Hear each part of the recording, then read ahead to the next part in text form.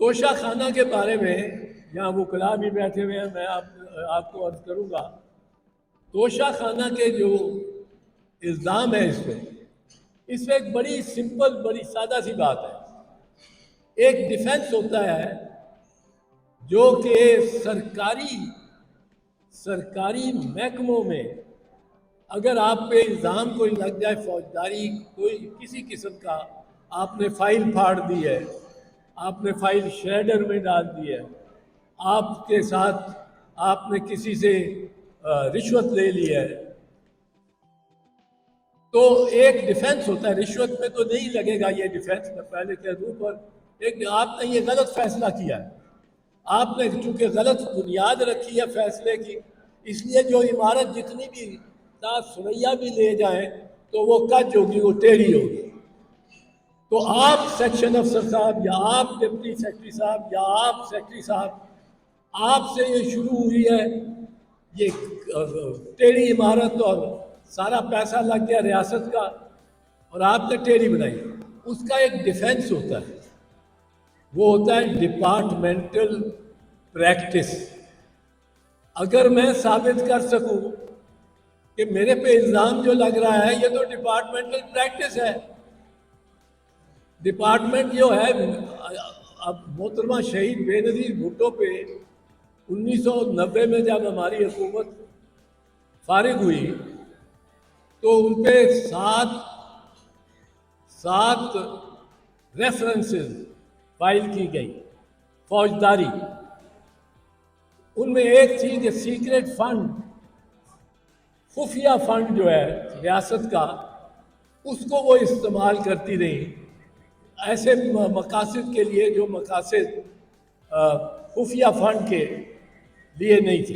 اب خفیہ فنڈ کے اس وقت کوئی رولز نہیں تھے، بعد میں بنائے ہیں، پر اس وقت کوئی رولز نہیں تھے۔ یہ میں بات کر رہا ہوں 1990 سے لے کے 1993 تک ٹرائل چلتا رہا، میں وکیل تھا، میں نے ڈپارٹمنٹل پریکٹس کا ڈیفنس لیا، وہ جسٹس راشد عزیز خان نے مان لیا یہ لے سکتے ہیں۔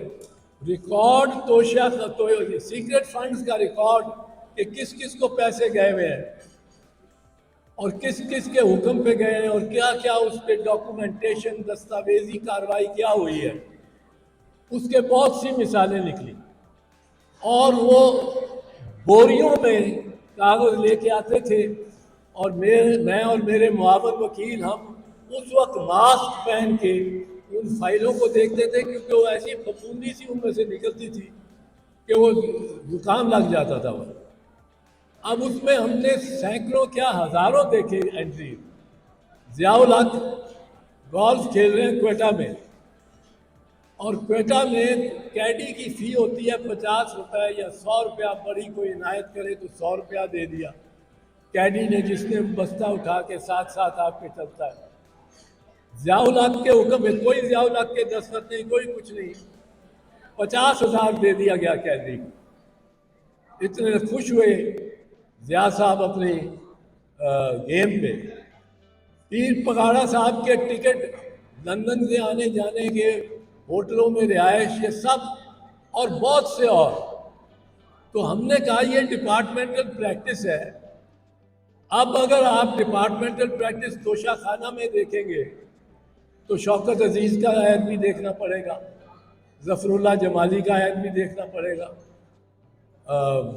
الغرض کے اور بھی بہت سارے عہد دیکھنے پڑیں گے، آپ سمجھ ہی گئے۔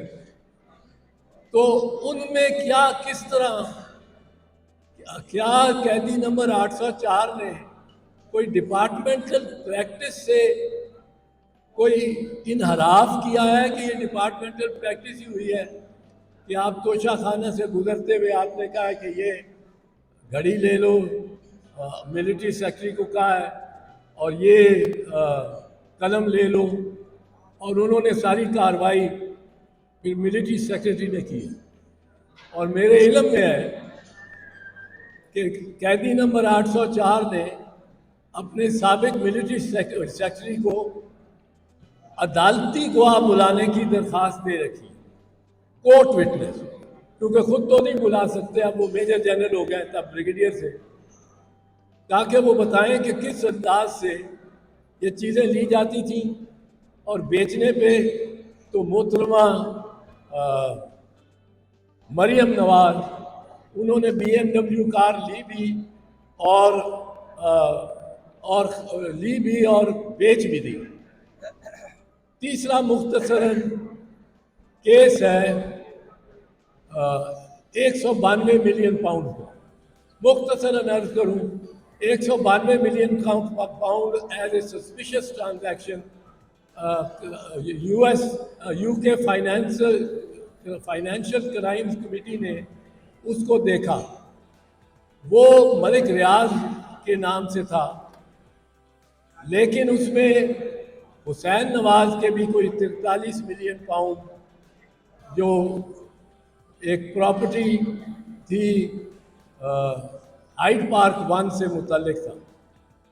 उसके बाद वो क्लियर कर दिया क्राइम एजेंसी ने, जिसमें आपको याद होगा कि शहबाज शरीफ साहब ने बड़ा अल्हम्दुलिल्लाह अल्हम्दुलिल्लाह अल्हम्दुलिल्लाह कहा, बड़ा चर्चा किया कि हम बरी हो गए। वो पैसा उसके पास ही जाना था जिसके नाम पे था जब सस्पिशियस ट्रांजैक्शन डिक्लेयर किया गया, और वो मलिक रियाज साहब, उसके अपने अकाउंट में सुप्रीम कोर्ट के पास जो एक एस्क्रो अकाउंट में वो चला गया। अब इसके बाद और लंबी कहानी कोई नहीं है। तो मैं ये अर्ज करना चाह रहा हूँ आखिर में कि ये जो मैंने बातें की हैं, मैं ये सिर्फ चाहता हूँ कि आप भी और दूसरे लोग भी ये इन जो इल्ज़ामात हैं इनको देखें और ये आप सर्कुलेट करें। रही बात वकला और अदालतों की, वकला अपना लोहा पहले भी मनवा चुके हैं और इंशाअल्लाह आइंदा भी मनवाएंगे, क्योंकि वकला हमा वक्त आइन के साथ और कानून के साथ और उन सब सियासी कारकुनों के साथ वो किसी भी जमात से ताल्लुक़ रखते हों जो रियासती जबर और रियासती इंतकामी कार्रवाइयों के निशाना बन रहे हैं। और वकला इस मरतबा भी अगर साबिक चीफ जस्टिस उमर अता बंदियाल साहब ने एक फ़ैसला कर ही दिया होता, मैंने उनको बाद में कहा एक फ़ैसला आप करते तो 10वीं पीढ़ी जो आपकी 10वीं पीढ़ी जो होती उसने आपको ये मौका दिया, ये तकदीर ने मौका दिया था कि आपकी 10वीं पीढ़ी कहती असी बंदियाली हुन्ने आ ते साडा वडका उमर